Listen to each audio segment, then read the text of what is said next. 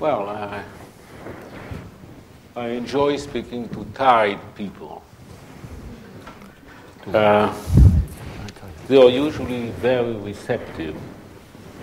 It lowers their defenses, and they are not in the mood for arguing.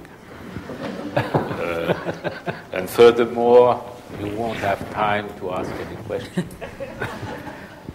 And I won't have time to say much. 15 minutes.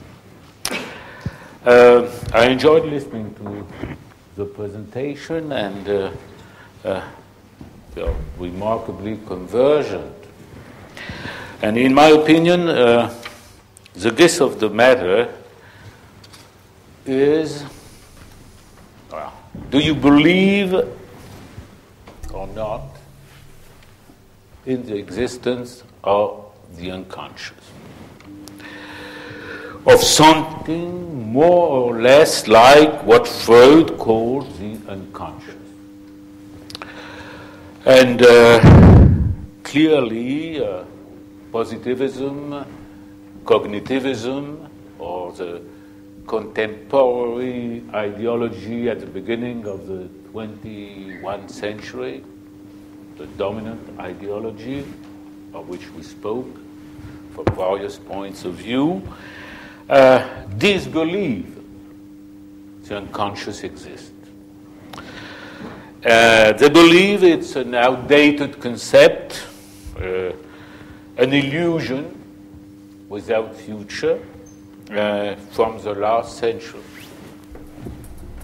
We got the better of Freud. We overcame the unconscious.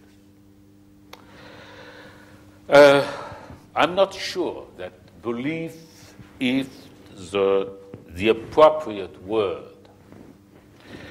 But is it knowledge of the unconscious?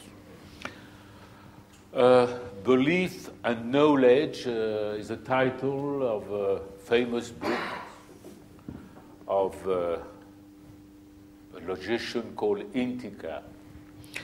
Belief and Knowledge, and he believed that it was a clear-cut division between belief and knowledge. Lacan was not so sure there is such a division, a clear-cut division between belief and knowledge. At the root of all knowledge, you have belief. You have an act of faith. Be it the element of Euclides. At the beginning, you need axioms.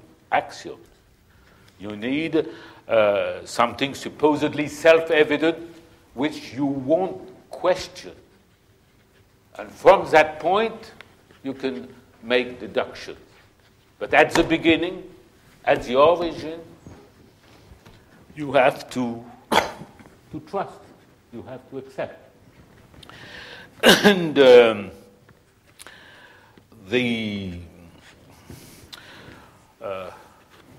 distinguished Englishman, which is in the news recently, he died many years ago, Cardinal Newman. Cardinal Newman wrote a book called The Grammar of Assent, where he tried to show that to say 2 + 2 or 4, you need an act of faith. And that was his way of introducing God in the matter. You have to accept the rules of addition. You have to accept a lot of supposedly self-evident truth. For Wittgenstein, for instance, at the root of all knowledge, you have a practice. You have a way of living. And for Lacan, well, at the root of the unconscious, there was a supposition.